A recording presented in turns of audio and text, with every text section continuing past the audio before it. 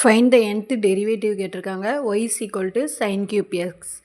இப்போது இதோட trigonometry sin cube xோட ட்ரிக்னாமெட்ரி ஃபார்முலா தெரியும். என்ன formula? 3 sin x minus sin 3x divided by 4.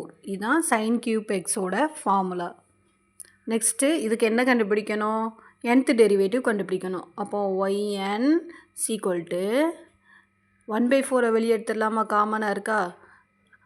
அதுக்கப்புறம் ப்ராக்கெட்டில் 3 sin xக்கு தான் நம்ம nth டெரிவேட்டிவ் கண்டுபிடிக்கோம். dn of dx power n sin x minus dn of dx power n sin 3x. இப்போது நமக்கு sin xோட ஃபார்முலா nth டெரிவேட்டிவோட ஃபார்முலா sin xக்கு தெரியும். sin n/2 plus x.